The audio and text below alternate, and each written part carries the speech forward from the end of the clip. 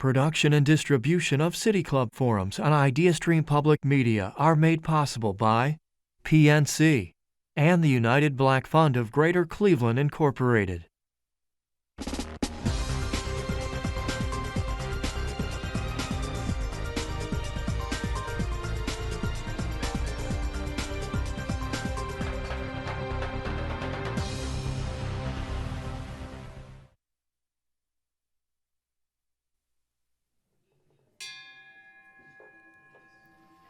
Hello, and welcome to the City Club of Cleveland, where we are devoted to conversations of consequence that help democracy, so cherished and so endangered now, thrive. It's Friday, June 24th, and I'm Joy Roller. I'm a proud member of the City Club, and I'm delighted to introduce our speaker today, Hank Klibanoff. He's an old friend of mine, a Pulitzer Prize and Peabody award-winning journalist, a professor of Emory University, and recently appointed by President Biden to the U.S. Civil Rights Cold Cases Review Board, work he's going to speak with us about today. There's an oft-quoted line about history from a William Faulkner novel. "The past," he wrote, "is never dead, it's not even past." When it comes to so-called cold cases, this is very much the case. Klibanoff comes to his work on the Civil Rights Cold Cases Review Board after years directing the Georgia Civil Rights Cold Cases Project at Emory and hosting the Buried Truths podcast. Produced at WABE, the podcast provides a platform to delve into unresolved and unpunished racially motivated killings. This is work Hank has been doing for decades. In 2007, he and co-author Gene Roberts won a Pulitzer Prize in History for The Race Beat, The Press, the Civil Rights Struggle, and the Awakening of a Nation. I met Hank in 1979, shortly after he arrived there to work as a reporter at the Boston Globe.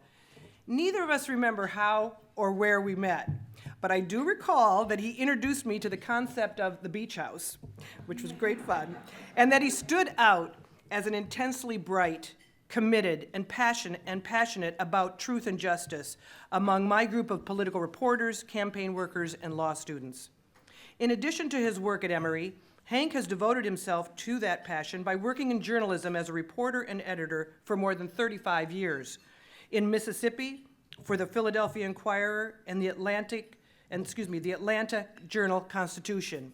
We lost touch, as friends do over the decades, but one day I was searching for a podcast, and I came across the intriguing title, Buried Truths. As soon as I heard the mellifluous southern drawl of my friend Hank, I was hooked. The stories are upsetting, but told with such humanity, you can't stop listening. I told my sister Jan about the podcast. As soon as she heard it, being a former president of the City Club, she plotted to get Hank here to Cleveland to share his truth. I couldn't be prouder of my old friend and delighted to introduce him to you today. If you have questions for our speaker, you can text them to 330-541-5794. That's 330-541-5794. You can also tweet them at the City Club. City Club staff will work to get them into the second half of the program. Members and friends of the City Club of Cleveland, please join me in welcoming Hank Klibanoff.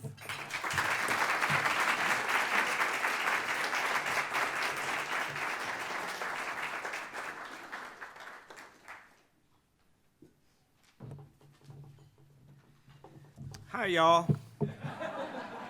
Mellifluous. It's so good to be with you. I am Hank Klibanoff, and I don't remember how Joy and I met. And I said, here I study all these cold cases. I dig back in history and learn all the truths. And yet I can't even dig into the truth of my own life to remember where we met, you know. I'm glad to be back in Cleveland. I have two important, to me, links to Cleveland.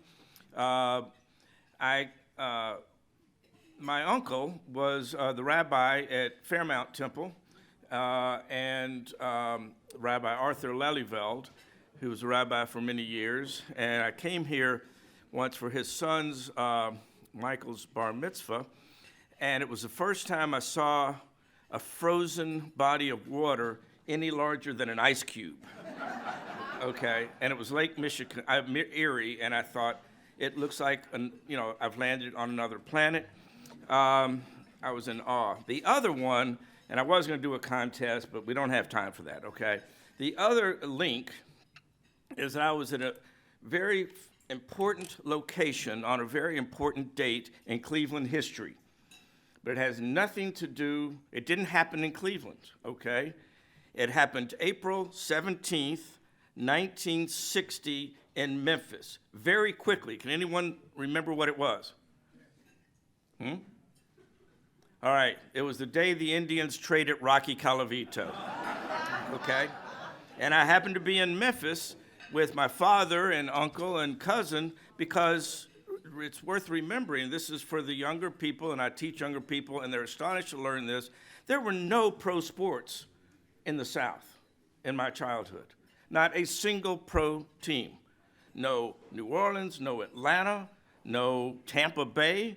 Tampa Bay was nothing growing up, nowhere. Memphis, come on, you're kidding.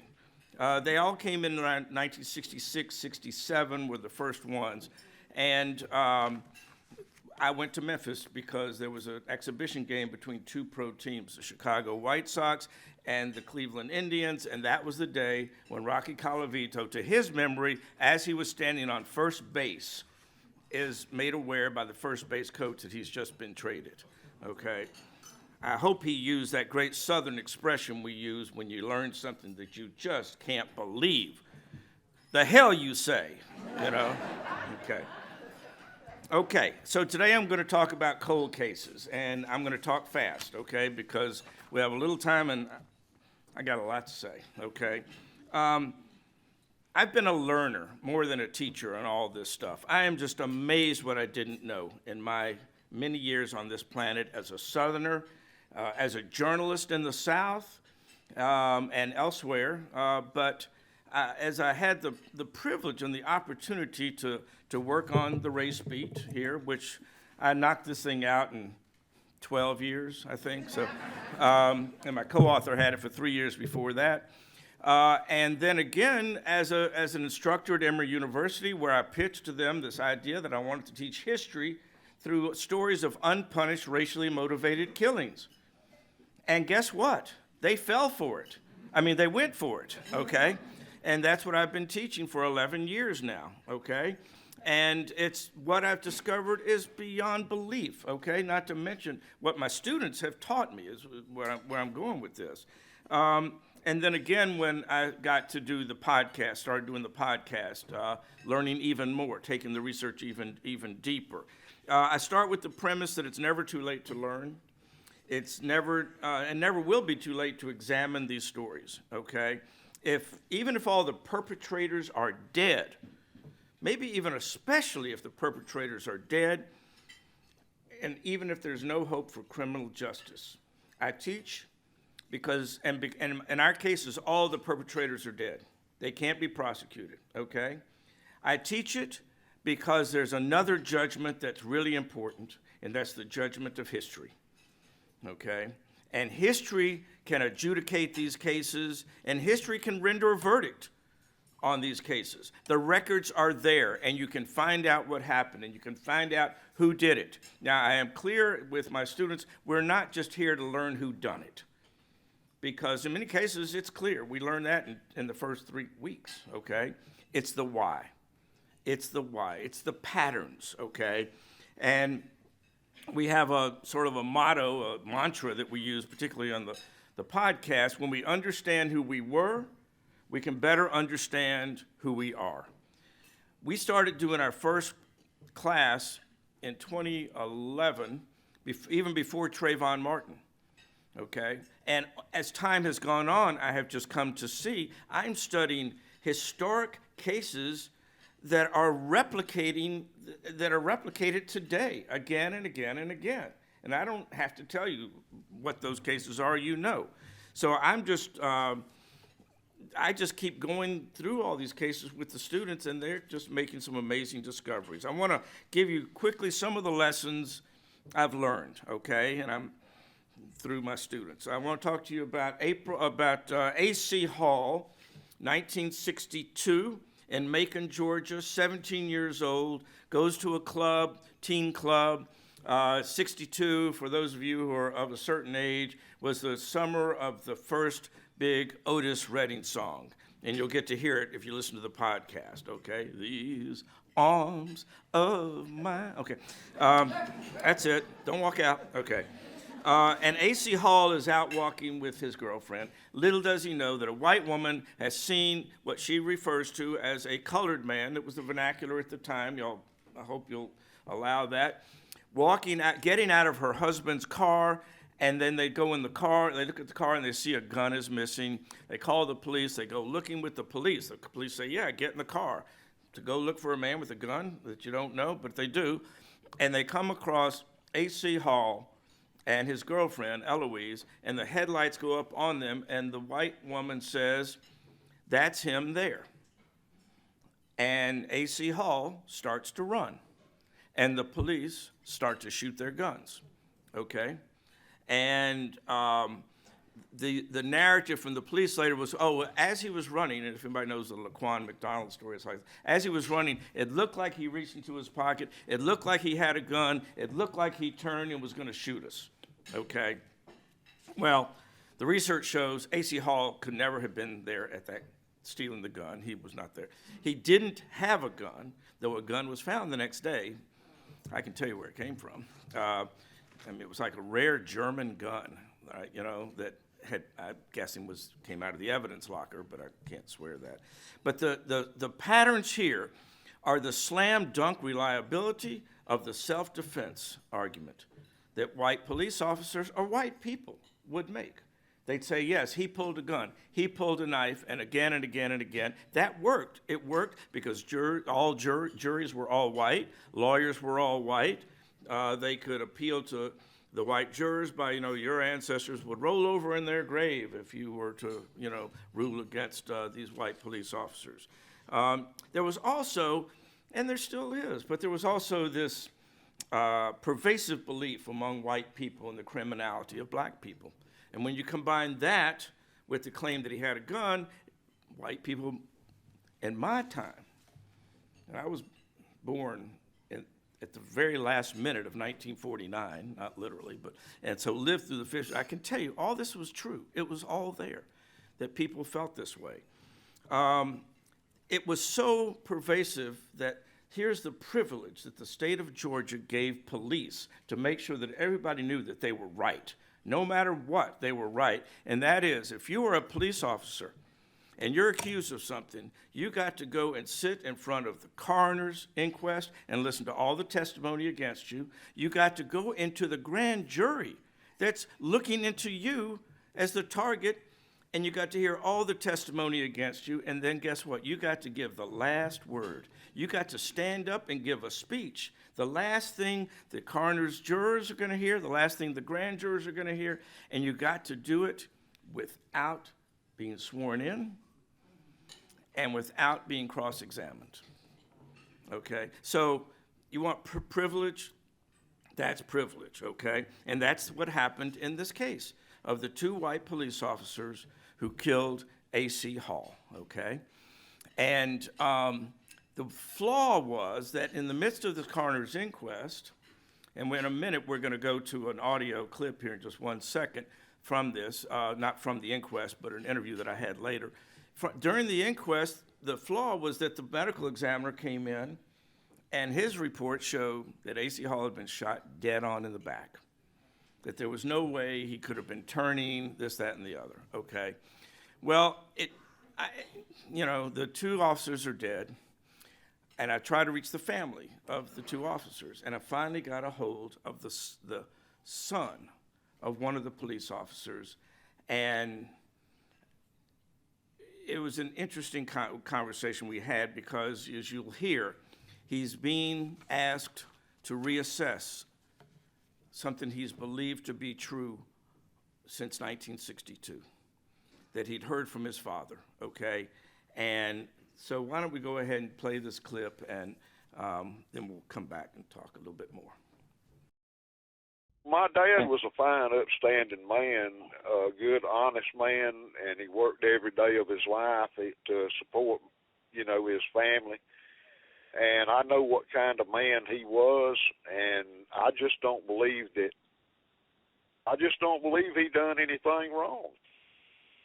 I talked with him later in life after I grew up, and I think what he done in the line of duty. I don't think he done anything underhanded. He was protecting his life is what he was doing. As that last statement suggests, the story that Kenny Durden got from his father is roughly the same story you've been hearing from the police and the Hoppers, with a few important differences.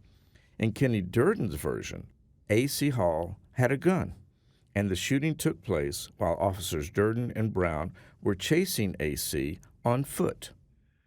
The lady that the gun was stolen from, she identified the guy, and when he ran, they got in a foot pursuit with him, and that's when my dad said that he pulled the gun out, and that's when he was shot. Right. I really believe what he told me to be the truth, and nobody will ever make me believe otherwise, and I don't think I'm being biased just because he was my dad. Right. I just know him. But now, there was something I needed to tell Kenny Durden, something he didn't know, and it concerned that report from the medical examiner. Was when the medical examiner came in with his report, and it showed that the young man had been shot right in the back.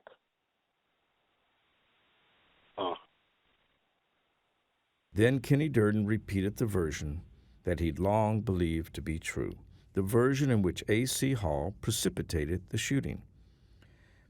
But Durden seemed to be searching for something that could explain how A.C. came to be shot in the back. Well, my dad said that he was running and that he reached in his back pocket like he was reaching for a gun or like he was turning to shoot or something. And that's when they fired, so I don't know.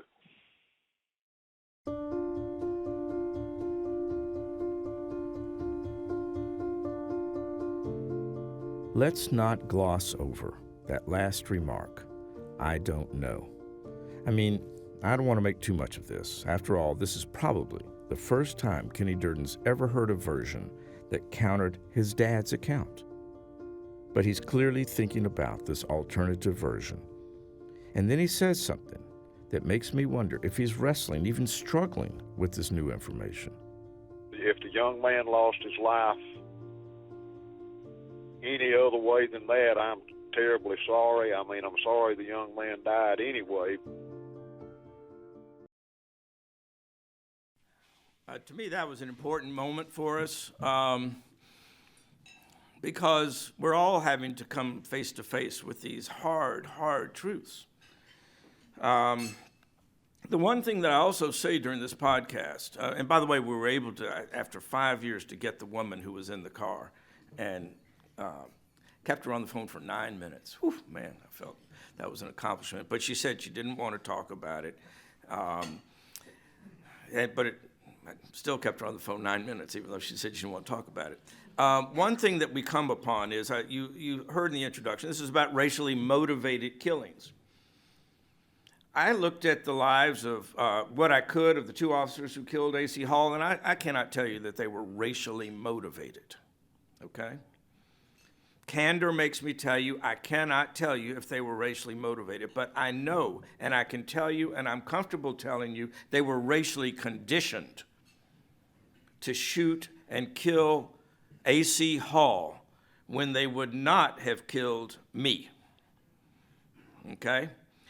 And I say that as having been raised in the South, having gone into the bookstores. My favorite bookstore, you got newspapers from all over the South, and my home was in Florence, Alabama, not the biggest city in the world, and I'd go in there, and you'd see all of the pulp fiction of the scantily clad woman, kneeling coyishly on the front of the cover of the book, and behind her is a large black man stalking her. And you thought that there was a purpose for that. That was to make me afraid of black people and anyone who saw that, It's everywhere. It was in the jokes. It was in the music. It was in just the everyday banter, okay, that we are conditioned to not trust black people and to not believe them and to not respect them and who they are. And so I'm completely comfortable saying these men were racially conditioned to shoot and kill A.C. Hall. And this comes up again and again.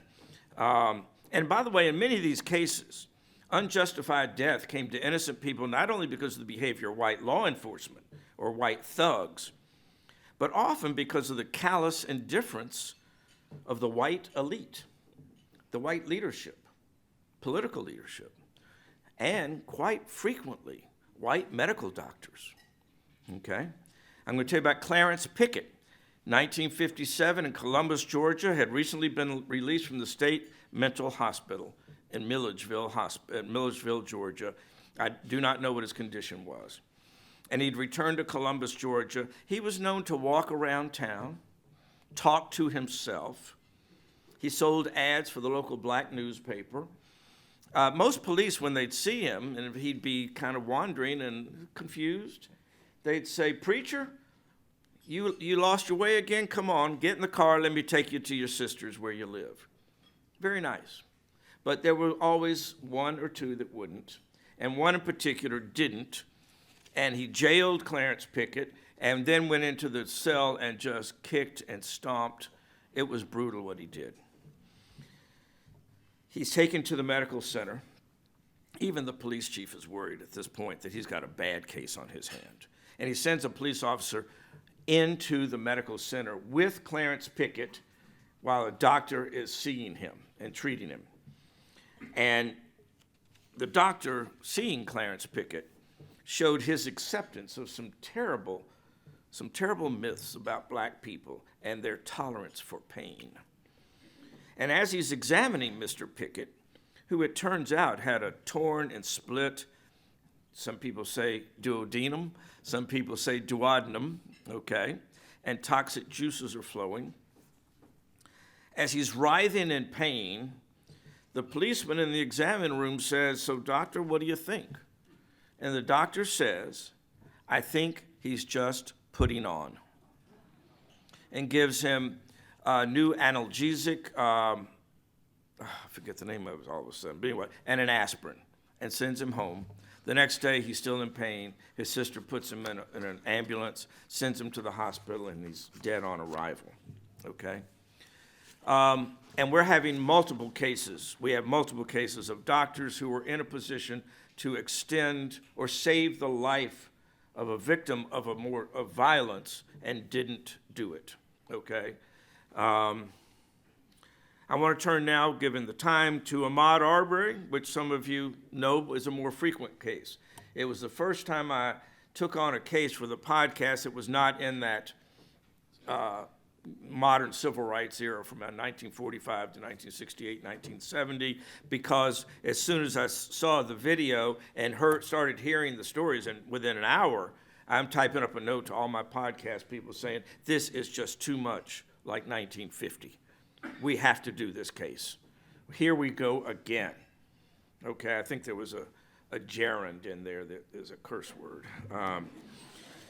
And so there are just a couple of things I want to point out about it, because I love that. I love this podcast. And one is that there was this presumption by the white killers that Ahmaud Arbery, jogging through their neighborhood in South Georgia along the Golden Isles, the shore, is the interloper, that he has no right to jog by their home, on their streets, okay? This is ours. Who is he, okay? And I talked to this guy who wrote a beautiful piece for the Bitter Southerner and a newspaper online, and Jim Barger, and he just did a beautiful, he's a lawyer, but he had studied, gotten his master's at the Center for the Study of Southern Culture, University of Mississippi, and he had studied the Geechee culture and the Gullah culture, and he was very familiar, and he said, and in his piece, he said, Ahmaud Arbery had basically more right, and you'll hear him on the podcast, say, to be on that piece of land than those white guys. If you trace Ahmaud Arbery's history, his genealogy, it goes all the way back to the original enslaved people who came from West Africa and were settled on Sapelo Island. And indeed, I did the research, okay? I had students doing the research on the 3 killers, and they go back to the Confederacy. I started to say, was that a crime? Actually, it was, because they were part of a secessionist movement. But anyway, that would not be unusual to find a white family that's been there since the 1800s to have served in the Confederate Army, but they also owned slaves. An interesting fact, it's not itself, convincing. I don't think racism is genealogically passed on. And then we looked into Ahmaud Arbery, and you can trace him back to the most significant, I call it in royalty of the enslaved in South Georgia, along the islands there, a man named Bilali Muhammad, a literate Muslim, who was a brilliant agronomist, and his slave owner was very progressive about his farmland, and the two of them together made lots of money, although I assume the slave owner made the money, okay? But Bilali Muhammad gets to be quite well known. And when he died, he left behind a manuscript, 13 pages, that's at the Hargret Rare Book Library at University of Georgia, okay? And in Arabic. Well, Ahmaud Arbery is a descendant of Bilali Muhammad. And so I was quite comfortable saying, yes, he had more right to be on that land than anybody, okay? So we go into that in that verdict. The other thing that is helpful is that those verdicts, one of the lessons there, the verdicts that found the white men guilty, is it helps us take a measure of our progress toward a more just nation. One jury was 12 white people and 1 black. Guilty, guilty, guilty, guilty, guilty, guilty. That was the state court. And then in federal court, that was 9-3. White people, 2 blacks, 1 Hispanic. And they were guilty, guilty, guilty. Lastly, I want to talk briefly here about Isaiah Nixon.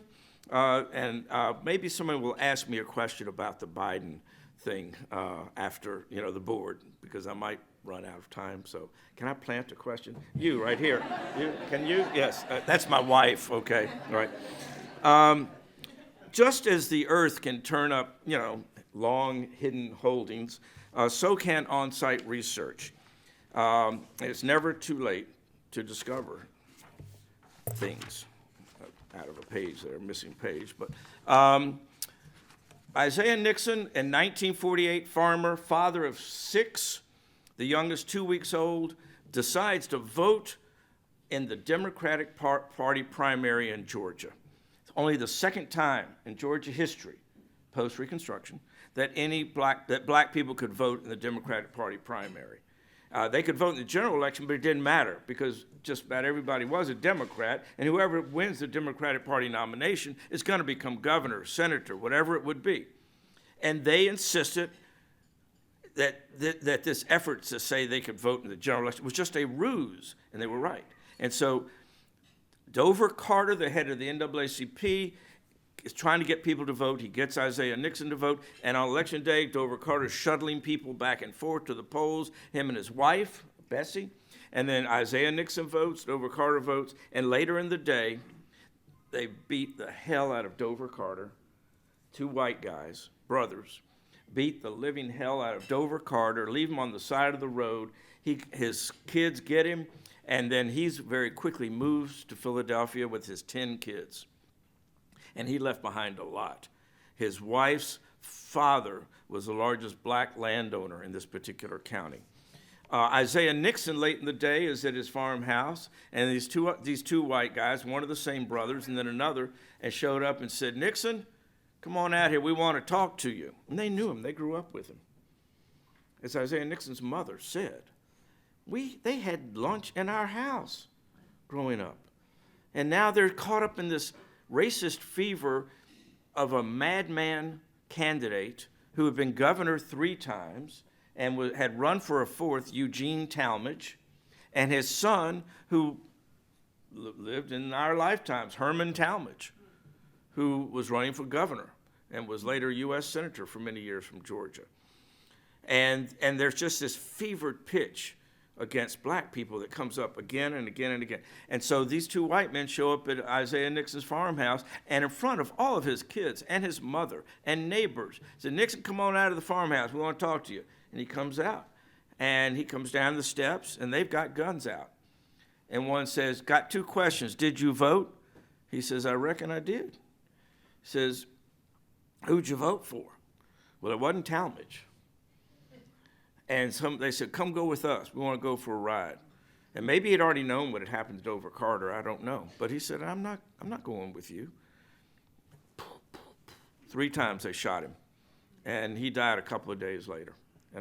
And by the way, just to give you what the reality was at the time, he dies in Montgomery County, but he had to go 2 counties away, not in his own car. He only had a buggy wagon and a horse named Della, a mule, okay? So if a neighbor comes and drives him later that night, they have to go 2 counties away to find a hospital that will take a black man. So he dies there in Dublin, Georgia. So I've gotten to know very well the Nixon family. His daughter, Dorothy, is the star of the podcast. And I'll tell you just quickly, when she walked out on stage at some public event we did in Atlanta, and people have only heard her. They've only listened to her on a podcast. And she walks out on stage, and I introduced her. 400 people at the Atlanta History Center stand up and give her a standing ovation. We were both crying so hard we couldn't get our interview going, okay? And now I also was getting invited to the Dover Carter family reunions. As I told you, takes his family to Philadelphia, but you're about to hear, he always wanted to be buried back in Georgia, okay? So I want you to hear this final little clip. A few minutes later, we arrive at Live Oak Baptist Church in Mount Vernon, Georgia. It's a sweet country church with a small cemetery behind it. And as we walk to the gravesite of his parents, Dover and Bessie Carter, a chorus of crickets and cicadas greet us. Now, Dover Carter may have fled Alston in fear, but Aaron says his dad always wanted to be buried back in Georgia. He always wanted to be here. He's where he wanted to be. Dover Carter lived to age 81, almost 40 years after that fateful election day. And his wife, Bessie, well, looking at her headstone, I was able to do some fast arithmetic, and I smiled. She was born in the year 1910, and she died in 2009. My goodness, she lived 99 years. But wait, this gets better. I need to tell you that in the time I've spent with the families of Isaiah Nixon and John Harris and Dover Carter, I've noticed many strong and similar threads. They believe deeply in God. Education is the ticket to a worthy and worthwhile life. And nothing should ever keep them from voting on Election Day. It's remarkable to learn that Bessie Carter lived long enough to cast her ballot for a black man for president, Barack Obama. Oh, I think it was one of the proudest minutes of her life. I can imagine now that, looking back when she wasn't allowed to even to vote, but then now she's voting for a black man. It was the crowning part, I think, of her life. Barack Obama was inaugurated on January 20th, 2009. Bessie Carter would die 5 days later.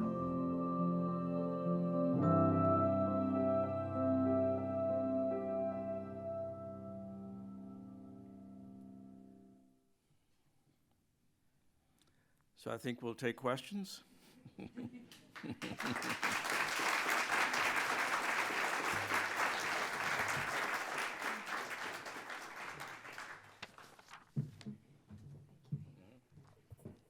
Wow, that was incredibly powerful. I'm hearing some sniffling, and if anyone needs some tissues, let me know. We're about to begin the audience Q&A. I'm Cynthia Connolly, Director of Programming here at the City Club. We are joined by Hank Klibanoff, an American journalist and professor at Emory University. We welcome questions from everyone, City Club members, guests, students, and those joining via our live stream at cityclub.org or radio broadcast at 89.7 Idea Stream Public Media. If you'd like to tweet a question, please tweet it at the City Club. You can also text them to 330-541-5794. That's 330-541-5794, and our staff will try to work it into the program. May we have the first question, please? Comes to us from a text. So with so much xenophobia at this time against immigrants, particularly those of color, and an increase in attacks against Asians, do you see parallels between the root causes of this violence in Georgia's cases you've covered and xenophobia today? What is different? Thank you. No, I see close parallels. I think we're at a period of impatience, of not willing to open our eyes, our ears, and our minds, not willing to learn other people, not willing to learn their stories, their cultures, and to get to know people beyond, whatever comes across some phony story across Twitter or on TV news or whatever. And I also think that we're at a time, I also studied the 1906 Atlanta race massacre, which the largest mass killing in Atlanta history, 26 people at least, and we know it was more than that, black people. And it all happened during a political campaign, happened in the midst of a governor's race, in which both candidates were doing a lot of serious race baiting, and all four newspapers just collapsed and just were spouting all the race baiting stuff and not holding anyone accountable for what they were saying.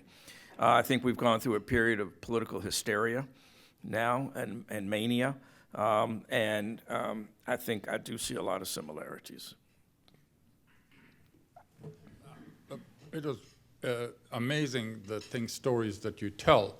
My question for you is that as Americans who came from Europe, running away from religious intolerance, and then come to the United States and then create tremendous amount of stress and savagery against the Native American, and then we go to the next generation, a few generations later, is the Chinese Americans or the Chinese that came, and then the African American. And then we are unwilling to learn from our history. We are banning books in America that teaches history, that is our history, and we have heroes that were defeated who were insurrections and tried to separate the United States. Mm-hmm. What's wrong with our society that we are unwilling to learn from our history? Mm-hmm. We have not valued history as we should have. We haven't valued it in the schools, I don't think. I can't tell you I was all over history in high school or even in college. I took courses and was astonished once when I thought I was one credit shy of graduating, and weeks the clock was ticking, and a guy walks past me. I was standing outside a dorm. He says, "Hey, I just picked up the papers from Professor Chambers. You did great. You got an A." I said, "What are you doing looking at my paper grade?" But the guy left him in a box. I said, "Oh, thank you." He said, "Yeah, 4 credits." I said, "No, 3 credits." He said, "No, it was an honors course." And so I wasn't even paying close enough attention to know that I actually had enough credits to graduate, okay? I don't know how we get that back. I've always loved this idea of trying to merge the interest that Sandra Day O'Connor had in civic literacy, okay, with this newborn of the last 5, 6, 8 years, or more than that, interest in news literacy, and merge these two so that people can become more knowledgeable about civics and how we do what we do, and and how elections are run, up against news literacy and how stories are put together, how truth is gotten and obtained, and how you as the scrutinizing reader can discern the truth from falsity. That I think makes history more credible down the road. No one should have to rely on me to learn history, but that is what we're doing. And I feel privileged that I had a chance to learn it all again, okay, about my own history in the South by the research that I did. When I say 12 years, they were 12 hard, long learning years. So that's all I can, that's not the clue, that's not the button we can push, to make it happen, but it's what I think we need. Good afternoon. I am so glad you're here. Thank you. The white supremacists are running this country, all the way from the State Board of Education, of which I am a member, to our Ohio legislature, all the way to the United States Supreme Court. And, it's hard to hold on to hope, but I do that. And I think that we have to find our hope in our younger generation. 18-year-olds can vote as long as they're 18 by Election Day. Could you talk about, and deadline for voter registration is July 5th, in case y'all didn't know. Can you talk about the importance of our younger generation trying to turn this whole thing around? Well, I think to me, on the one hand, I want to say it's self-evident. On the other hand, I don't know that it's really going on. I'm thrilled to see tables of young people here. And if you are old enough to vote and you haven't registered, don't forget you have till July 5th. All right, okay. It's history worth learning. It's one of those things that's good to be smart about, is the history and how we got here, okay? It's not because you'll always be the smartest person in the room, but the knowledge that you have might be put to better use than other kinds of knowledge, okay? Because it doesn't matter if you're a physician or a physicist, or if anybody still works at Western Union, or UPS driver, whatever it is, what we all hold in common is this democracy, this fragile democracy in this nation. It's what we all have together, okay? And that there's no way we should ever risk losing it, okay? There are other things that I want to say that are self-evident. Like when I am very much in favor of prosecuting people for crimes they committed, for murders they committed long ago, okay? If I found an 89, 95, 110-year-old man who committed a crime, we're going to make it news, and we're going to make it known. I'm a journalist. I don't take my findings to the DA or the Attorney General. We published it, and let the DA then decide to do it or not do it. That's just an old journalism ethical standard that you don't really become an arm of law enforcement. But you want it out there. And why? Or why do we even do this? Well, when I started doing this work, there were still living perpetrators, okay? And keep this in mind. We are in disagreement in this country about a lot of things from state to state to state. Laws in New Mexico are different than laws in Oregon, different from laws in Maine, different from laws in Illinois, okay? Except for one standard that persists in all 50 states. And that is, there is no statute of limitations on murder, okay? If you murdered somebody in 1942, 48, and 2002 and 2022, they can come after you anytime. And anyone who has committed a murder, the ones that I've looked into, those people should not go to bed at night without wondering if tomorrow is the last time they're going to be free, okay? And so that's my why. Now, most of these cases aren't. The perpetrators are dead, okay? I still say there's no statute of limitations on the judgment of history to bring these cases forward, and people can know the truth of what happened. So I'm not sure if that wasn't fully responsive, but July 5th, everybody, don't forget. Yes, sir. Well, thank you first for all the work you do and for coming to spend the afternoon with us. I'm wondering what the general reception has been to your work. These are, I'm assuming, generally men, but officially their reputation is one of innocence, and this is challenging that. We heard the man's son maybe giving some different thought, but I'm interested to know kind of the general reception you've received to digging into the past in this way. The one answer I can't give you, and I sort of, frankly, I regret it, but I'm one person. I do have my students, but there's limited time with other obligations. I can't tell you what the reception was down in Montgomery County, where Isaiah Nixon lived, among the white people, okay, who might have known the killers, okay? But except for this, that can, Bliss, can you just show that, remember the other photos that you had? I want to show something, if y'all don't mind. There's like 4 slides, and I'm going to, the first one is just me walking across the street with students, reenacting A.C. Hall's final steps the night he was killed in October of 1962, and then we did it again later at night, at the same time of night as he did. Then the next one is going to be, it says Isaiah Nixon. Was his grave site, the slab over his body. I'm going to tell you about that. And then is there a way to, that's the grave site. Is there a way to freeze it or no? Okay.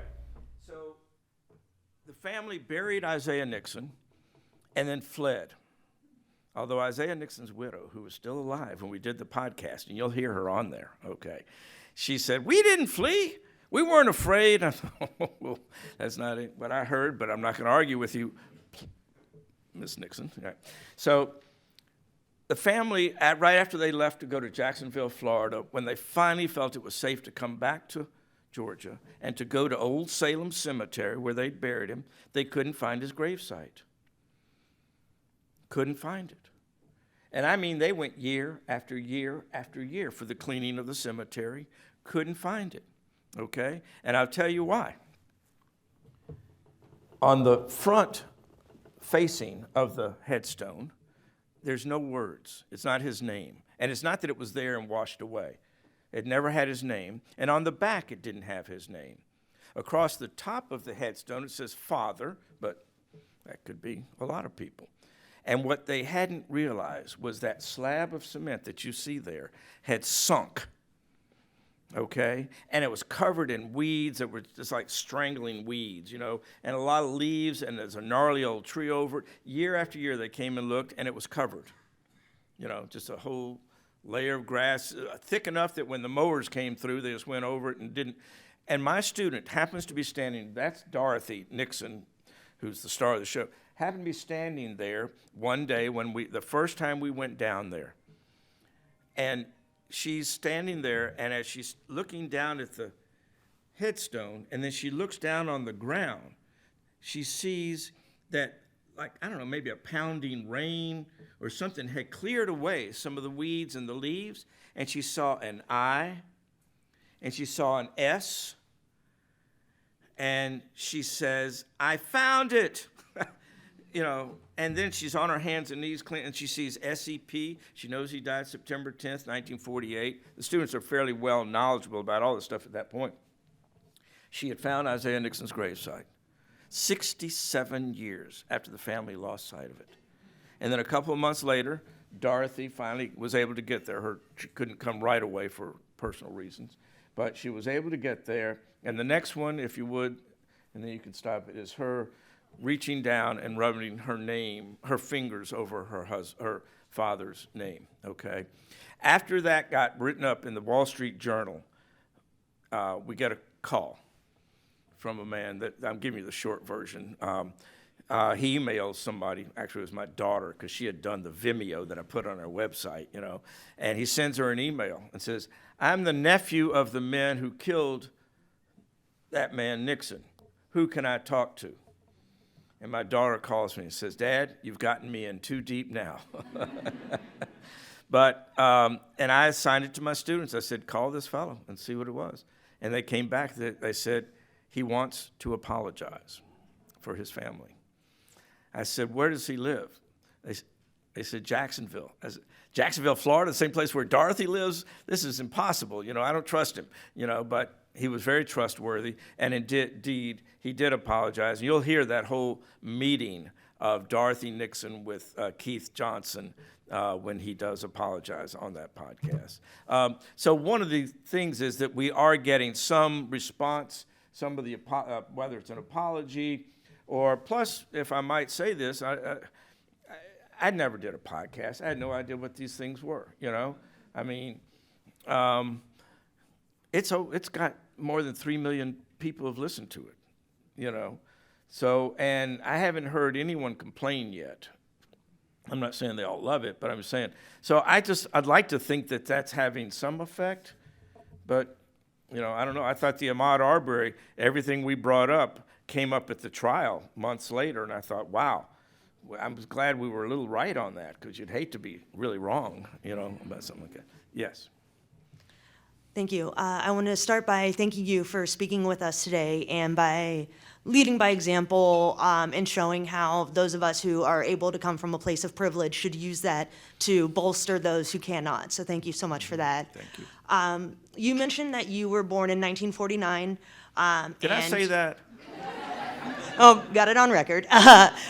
And I was born maybe a couple years after that. And so I wanted to take this opportunity to ask you, as somebody who was born in that time in the South, a lot of times when I am speaking with people who are of the same age as me up here in the North, some people are so willing to forgive those who came before, saying it was a different time, it was a different place. But we know that that can't be just a blanket true statement, because like even at the signing of the Declaration, there were abolitionists in the room. So I'm wondering, as somebody from that time, from that place, how you would respond to somebody saying, well, we have to forgive them. Everybody thought that way there and at that time. And how could we maybe use that knowledge that, no, that's wrong, to have an impact on today's legislation? Mm-hmm. That's a really great question, because it really makes you think about where your heart is, not just where your head is, but where your heart is on these things. And even when I said, I think anyone who committed a crime back then, who can be found, who can be located, should absolutely be prosecuted. I want to, and I sound pretty firm about that, but I want to distinguish myself. I'm not such an ideologue that I don't understand extenuating circumstances, or that I don't have an emotional thing. I have an emotional response when, a very old, frail person is discovered and identified as having been a guard at a camp during the Holocaust. Y'all had one here, right? You had a major one here, right? I remember that.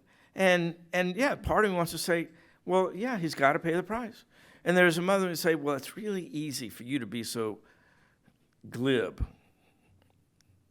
And I'm not Klibanoff, it's Klibanoff, So yeah, it's good. It's important to have a heart on these things and to have some flexibility. But I think that's why I get away with saying I'm not prosecuting. I'm just telling the stories. Thank you. Oh, what a joy. Thank you so much, Hank Klibanoff, for joining us here today at the City Club. And thank you again to Joy and Jan Roller for your collaboration. Today's forum is part of our Authors in Conversation series in partnership with Cuyahoga Arts and Culture and the John P. Murphy Foundation. We would like to welcome guests at tables hosted by the ACE Summer Experience Program, Friends of Dave Nash, the Legal Aid Society of Cleveland, Shaker Heights High School, and Summer on the Cuyahoga. If anyone is with us in attendance today would like to hear more about a campaign that we have underway at the City Club, please feel free to join us after the closing gong for a short reception in the Mandel Room across the lobby. A heads up, we are off Friday, July 1st in observance of Independence Day. You can catch us again on Friday, July 8th. We will be joined by Crystal Bryant, Executive Director of the Cleveland NAACP. A very relevant conversation after today. She will examine what Black freedom means in America today. Tickets are still available, and you can learn more about this and other forums at cityclub.org. And that brings us to the end of today's forum. Thank you, Hank, and thank you, members and friends of the City Club. I'm Cynthia Connolly, and this forum is now adjourned.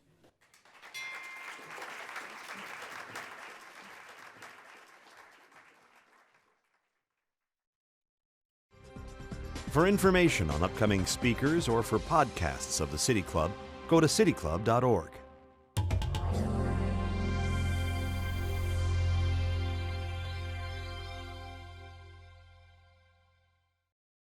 Production and distribution of City Club forums on IdeaStream Public Media are made possible by PNC and the United Black Fund of Greater Cleveland, Incorporated.